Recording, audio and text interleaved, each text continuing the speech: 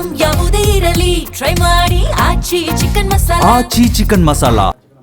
Doctor ರಾಜ್ಗೆ ಅವಮಾನ ವಿಶೇಷ ಚರ್ಚಾ ಕಾರ್ಯಕ್ರಮಕ್ಕೆ ಆತ್ಮೀಯ ಸ್ವಾಗತ. ಅಣ್ಣ ಅವರ ಬಗ್ಗೆ ಮಾತಾಡಿದ್ದಕ್ಕೆ, ಅಣ್ಣ ಅವರ ಸಮಾಧಿಗೆ ಜಾಗ ಕೊಟ್ಟಿದ್ರ ಬಗ್ಗೆ ಮಾತಾಡಿದ್ದಕ್ಕೆ ಎಲ್ಲ ಕನ್ನಡಿಗರಿಗೂ ಕೂಡ ನೋವಿದೆ. ಹಂಗಂತ ಮಾಧ್ಯಮದವರು ಅದನ್ನು ಸುದ್ದಿನೇ ಮಾಡದೇ ಇದ್ರೆ ಕನ್ನಡಿಗರಿಗೆ ಹೆಂಗ್ ಗೊತ್ತಾಗ್ತಾ ಇತ್ತು ಆ ಸುದ್ದಿ ಅನ್ನೋದು ನನ್ನ ಪ್ರಶ್ನೆ ಇದೆ.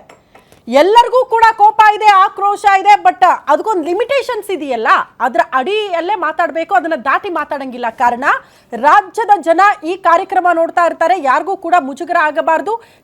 ಪುಟ್ಟ ಮಕ್ಕಳು ಈ ಕಾರ್ಯಕ್ರಮ ನೋಡ್ತಾ ಇದ್ರೆ ಯಾರಿಗೂ ಕೂಡ ಮುಜುಗರ ಆಗಂಗಿಲ್ಲ ಅನ್ನೋ ಕಾರಣಕ್ಕೆ ಪದ ಬಳಕೆ ಮೇಲೆ ಹಿಡಿತಾ ಇರಲಿ. ನಿಮ್ಮ ಕೋಪ, ನಿಮ್ಮ ಆಕ್ರೋಶ ಏನೇ ಇದ್ರು ವೈಯಕ್ತಿಕವಾಗಿ ಈ ಡಿಬೇಟ್ ಅನ್ನ ಬಿಟ್ಟು ಆಚೆ ತೋರಿಸಬಹುದು ಶಿವಕುಮಾರ್ ಸರ್. ಎನಿವೇ ಇದನ್ನ ತೋರಿಸಬಾರ್ದು ಅನ್ನೋದಕ್ಕೆ ನಿಮ್ಗೆ ಯಾವ ರೈಟ್ಸು ಇಲ್ಲ.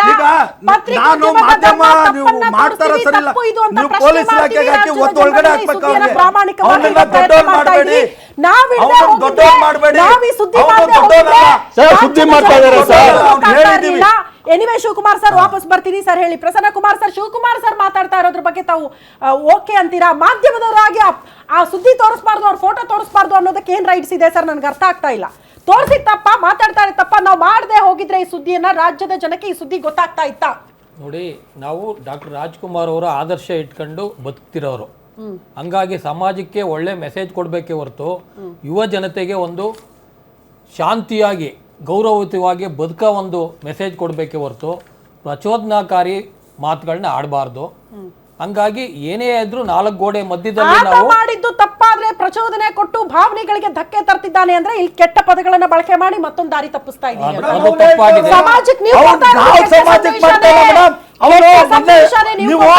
ಕ್ಷಮೆ ಕೇಳಿ ಮತ್ತೆ ಬಂದು ಪ್ರಚೋದನೆ ಮಾಡಿದ್ ಯಾರು? ಅವ್ನ ಗೌರವ ಇದೆಯಾ? ಮಾತಕ್ ಬೆಲೆ ಇದೆಯಾ? ಅವ್ನು ಒಳ್ಳೆಯವನ? ಮಾತಕ್ ಬೆಲೆ ಇದೆಯಾ ಅವ್ನಿಗೆ? ಯಾರು ಒಳ್ಳೆಯವರು ಅಂತ ಇರೋದು ಸರ್? ಅವ್ನು ಏನ್ ಮಾಡ್ತಾವ್ನೆ? ಯಾರು ಒಳ್ಳೆಯವರು? ಅವ್ನು ಏನ್ ಪ್ರಚೋದನೆ ಅವ್ನು ಮಾಡ್ತಾವ್ನೆ. ಯಾಕೆ ಬಿಟ್ಟಿದ್ದೀರಾ ಹುಚ್ಚನ್ನ? ಯಾರು ಬಿಟ್ಟಿದ್ದಾರೆ? ಈ ಸಮಾಜ ಒಂದು ಪೋಸ್ಟ್ ಅದಕ್ಕೆ ಬಿಟ್ಟಿದೀವಿ ಅಂತ ಹೊಡಿಬೇಕು, ಹೊಡಿಲೇಬೇಕು, ಹೊಡಿಲೇಬೇಕು. ಅವನಿಗೆ ಗೌರವ ಕೊಟ್ಟು ಸಾಕಾಗಿತ್ತು, ಸಾಕಾಗಿದೆ. ಈಗಾಗಲ್ಲ ಹೊಡಿರಿ ಅವ್ನ. ಅವನನ್ನು ಯಾವುದೇ ಬಿಡೋದಿಲ್ಲ. ಕೊಡೋದೇ ನಾವು, ಹೊಡಿಯೋದೇ ನಾವು. ಕೇಸ್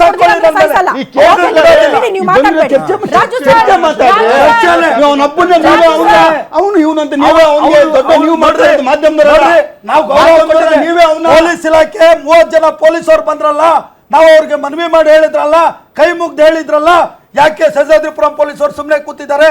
ಅವ್ರ ಮನೆ ಹತ್ರ ಮತ್ತೆ ಹೋಗ್ಲಿ ಅಂತನ, ಮತ್ತೆ ಅವ್ನಿಗೆ ಇಟ್ಕೊಂಡು ಹೊಡಿಲಿ ಅಂತನ, ಜಗಳ ಮಾಡ್ಲಿ ಅಂತನ? ಇದ್ರ ಹಿಂದೆ ಇರೋರು ಯಾರು? ನಾನು ಒಬ್ಬ ಎಸ್ ಸಿ ಅವನೇ, ನಾನು ಲಂಬಾಣಿ ಆದ, ನನ್ನ ಕನ್ನಡಿಗ.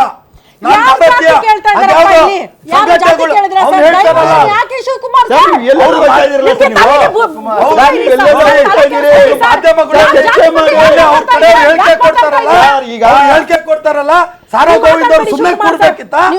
ಸಾರಾ ಗೋವಿಂದ ಅವ್ರು ಸುಮ್ನೆ ಕೂರ್ಬೇಕಿತ್ತ? ಹೊಡಿಬೇಕಿತ್ತ ಅವ್ನಿಗೆ? ನಾವು ತಡೆದಿದ್ದೀವಿ ಸರ್. ಕಾನೂನಿನ ಮುಂದೆ ನೋಡಿ ಸರ್, ಕಾನೂನು ಐತೆ ಸರ್. ಆಗ್ಲಿ ಬಿಡಿ, ಕಾನೂನು ಕೈ ಎತ್ಕೊಂಡ್ಬಾರ್ದು. ಕಾನೂನು ಐತೆ, ಹೊಡಿಯೋದಲ್ಲ ಸರ್. ಕಾನೂನು ಐತೆ, ಹೊಡಿಯೋದಲ್ಲ, ಕಾನೂನು ಐತೆ. ನಾವು ಕಾನೂನು ಮುಖಾಂತರ ಹೋಗ್ಬೇಕು. ಶಿವಕುಮಾರ್ ಇವತ್ತಿಗೆ ಬೆಲೆ ಕೊಡೋದಿಲ್ಲ. ಯಾಕೆಂದ್ರೆ ಇಲ್ಲಾಂದ್ರೆ ಪೊಲೀಸರು ಕಾನೂನು ಕೈಗೆ ಎತ್ಕೊಂಬಾರ್ದು ಅಂದ್ರೆ ಕೂಡಲೇ ಅರೆಸ್ಟ್ ಮಾಡಿ. ಅದು ಅರೆಸ್ಟ್ ಮಾಡ್ಬೇಕು ಅನ್ನೋ ಕಂಪ್ಲೇಂಟ್ ಕೊಟ್ಟಿದ್ದೀರಾ? ಪೊಲಿಟಿಕ್ಸ್ ಮುಂದೆ ಕೂತ್ಕೊಬೇಕು. ಯಾಕೆ ಅರೆಸ್ಟ್ ಮಾಡಿಲ್ಲ ಅಂತ ಪೋಸ್ಟ್ ಹಾಕಿದ್ರೆ ಫೇಸ್ಬುಕ್ ಅಲ್ಲಿ ಮನೆ ಹತ್ರ 10 ಜನ ಪೊಲೀಸರು ಇರ್ತಾರೆ. ಅದು ಮೇರು ನಟರು, ಈ ರಾಜ್ಯದ ವಿಶ್ವಕ್ಕೆ ನಾಯಕರು. ಇವತ್ತು ವಿಷ್ಣು ಅಪ್ಪಾಜಿ ಅವ್ರ ಬಗ್ಗೆ ಮಾತಾಡ್ತಾನೆ, ರಾಜ್ಕುಮಾರ್ ಅಪ್ಪಾಜಿ ಅವ್ರ ಬಗ್ಗೆ ಮಾತಾಡ್ತಾನೆ. ಏನ್ ಮಾಡ್ತಾ ಇದೆ ಪೊಲೀಸ್ ಆ ಟ್ವೀಟ್? ಆಮೇಲೆ ಸಾವಿರಾರು ಜನ, ಲಕ್ಷಾಂತರ ಜನ ವೀಕ್ಷಣೆ ಮಾಡ್ತಾ ಇದೆ. ಇಲ್ಲಿ ಗಲಾಟೆ ನಡೀತಾ ಇದೆ. ಕಮಿಷನರ್ ಏನ್ ಮಾಡ್ತಾ ಇದ್ದಾರೆ, ಅಲ್ಲಿನ DCP ಅವ್ರು ಏನ್ ಮಾಡ್ತಾ ಇದ್ದಾರೆ, ಅಲ್ಲಿನ ಪೊಲೀಸರು ಏನ್ ಮಾಡ್ತಾ ಇದ್ದಾರೆ? ಯಾಕೆ ನಾವು ಹೊಡಿಯೋ ಗಂಟ, ಪ್ರಚೋದನೆ ಮಾಡೋ ಗಂಟ ತಾವು ಅವ್ರನ್ನ ಬಂಧಿಸ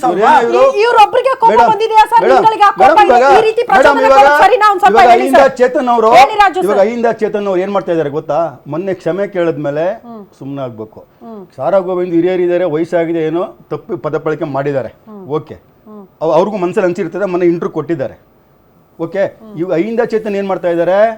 ಏನು ಡಾಕ್ಟರ್ BR ಅಂಬೇಡ್ಕರ್ ಅವ್ರ ಹೆಸರು ಹೇಳ್ಕೊಂಡು ಏನು ಕೆಲವು ಸಂಘಟನೆಗಳಿದೆ, ಅವ್ರನ್ನ ಎತ್ಕಟ್ಟಿ ಈಗ ನಮ್ಮಲ್ಲೇ ಕಿತ್ತಾಡೋ ಒಂದು ವ್ಯವಸ್ಥೆ ಮಾಡ್ತಾರೆ.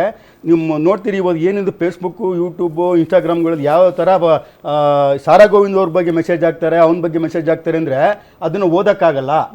ಇದಕ್ಕೆ ಇವಾಗ ಇವ್ರು ತಿರ್ಗಾ ಇವಾಗ ಈ ಕೆಲವು ಸಂಘಟನೆಯವರು ನಾನು ಕೆಲವುದೆಲ್ಲ ನೋಡಿದೆ. ಏನು ಇವತ್ತು ಅಂಬೇಡ್ಕರ್ ಅವರ ಹೆಸರಿನ ಕೆಲವು ಸಂಘಟನೆಗಳಿರ್ಬೋದು, ಇನ್ನೂ ಕೆಲವು ಸಂಘಟನೆಗಳು, ನಾನು ಅವ್ರ ಮಾತು ಒಪ್ಕೊಳ್ತೀನಿ ಇಲ್ಲ ಅಂತಲ್ಲ.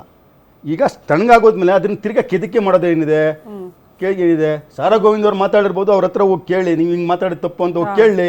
ಅದು ಬಿಟ್ಬಿಟ್ಟು ತೇಜೋವಧೆ ಮಾಡೋದು ಏನೈತೆ? ನಾವಿಷ್ಟೇ ಕೇಳೋದು, ಅಹಿಂಸಾ ಚೇತನ್ ಅವ್ರಿಗೆ ಹೇಳೋದು, ನೀನು ಅಹಿಂಸಾ ಒಂದು ಸಂಘಟನೆ ಕಟ್ಕೊಂಡು ನೀನು ನಾಡಿನ ಜನತೆಗೆ ಹಿಂಸೆ ಕೊಡ್ತಾ ಇದೆಯಪ್ಪ, ದಯವಿಟ್ಟು ಈ ಹಿಂಸೆ ಮಾಡೋ ಕೆಲಸನ ಬಿಟ್ಟುಬಿಡು. ಇವಾಗ ಈ ನಮ್ಮ ಇವರು ಯೋಗಿಯವರಿದ್ದಾರೆ, ನಮ್ಮ ಸಂಘಟನೆ ಇವ್ರ ಸಂಘಟನೆ ಕೆಲವು ಅಭಿಮಾನಿಗಳಿಗೆ ಗೊಂದಲ ಆಗಿ ಗಲಾಟೆಗಳಾಗಿ ನನಗೂ ಒಂದು 2-3 ಸರಿ ಫೋನ್ ಮಾಡಿದ್ದಾರೆ, ನೋಡಿ ನಿಮ್ಮವ್ರು ಯಾರೋ ಹಿಂಗೆ ಫೋನಲ್ಲಿ ಹಿಂಗೆಲ್ಲ ಮಾತಾಡಿದ್ದಾರೆ ಅಂತ. ಮತ್ತು ಇವರು ಮೊನ್ನೆ ನಮ್ಮ ಕಟೌಟ್ ಜಾತ್ರೆ ಆಯಿತು, ಯಾರೋ ಅಲ್ಲಿ ರಾಜ್ಕುಮಾರ್ದು ಬ್ಯಾನರ್ ಶೂಟ್ ಹಾಕ್ಬಿಟ್ಟಿದ್ರು, ನಮ್ಮ ವಿಷ್ಣುವರ್ಧನ್ ಕಟೌಟ್ ಜಾತ್ರೆ ಮಾಡೋಕೆ ಹುಟ್ಟಾಕಿದ್ರು. ಇವರು ಆಕ್ರೋಶದಲ್ಲಿ ಹೋಗಿ ಮಾತಾಡ್ಬಿಟ್ರು. ಅವರು ಆ ಸುಟ್ಟಾಕಿರೋ ವ್ಯಕ್ತಿ ನಮ್ಮ ಅಭಿಮಾನಿನೇ. ಅವ್ರ ಅಭಿಮಾನಿಗಳಲ್ಲಿ 3 ಥರ ಇರುತ್ತೆ, ಕೆಲವ್ರಿಗೆ ತಿಳುವಳಿಕೆ ಇರುತ್ತೆ, ಕೆಲವ್ರಿಗೆ ತಿಳುವಳಿಕೆ ಇರಲ್ಲ, ಕೆಲವರಿಗೆ ಅಂಧ ಅಭಿಮಾನ ಇರುತ್ತೆ. ಏಯ್ ನಮ್ಮ ರಾಜ್ಕುಮಾರ್ ಬಿಟ್ಟರೆ ವಿಷ್ಣುವರ್ಧನ್ ಬಿಟ್ಟರೆ ಯಾರು ನಮ್ಗೆ ನಾವೇ ಏನೋ ಸುಟ್ಟಾಕ್ಬಿಟ್ಟವನೆ.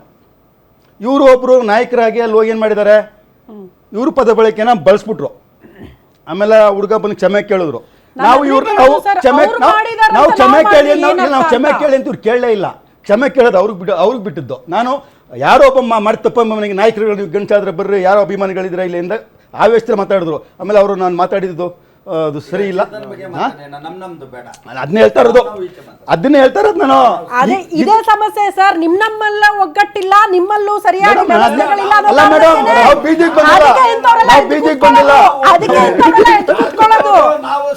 ಅಯ್ಯೋ, ಒಗ್ಗಟ್ಟಾಗಿ ಹೋರಾಟ ಆಗಿದ್ರೆ, ಒಗ್ಗಟ್ಟು ಸಂದೇಶ ಇದ್ರೆ ಇಂಥವ್ರು ಯಾರು ಇಷ್ಟು ಧೈರ್ಯ ಮಾಡಲ್ಲ ಮಾತಾಡಕ್ಕೆ. ಏನಂತೀರಾ ಸರ್? ಒಗ್ಗಟ್ಟಿರ್ಬೇಕು. ವಿಷ್ಣುವರ್ಧನ್ ಅಪ್ಪಾಜಿಯವರು ಒಂದೇ, ಅಂಬರೀಶ್ ಅವರು ಒಂದೇ, ಶಂಕರ್ನಾಗರು ನಮ್ಮ ಕಣ್ಣಿಗೆ ಒಂದೇ, ಅವ್ರಿಗೆ ಒಂದೇ ನಾಣ್ಯ. ಇವಾಗ ಚರ್ಚೆ ನೋಡಿ ಸರ್, ಚರ್ಚೆ ಅರ್ಥ ಬರ್ತಾವ ನಮ್ಗೆ ಕರೆದಿದ್ದಾರೆ, ಅವ್ರ ಮಾಧ್ಯಮ ಗೌರವ ಕೊಟ್ಟು ಅರ್ಥ ಚೇತನ್ ಅವ್ರಿಗೆ ನೀವು ಏನ್ ಬೇಕಾದ್ರೂ ಮಾತಾಡಿ. ಗೊತ್ತಿಲ್ಲ ಅಭಿಮಾನಿ ಇವ್ರ ಅಭಿಮಾನಿ ಅಂತ.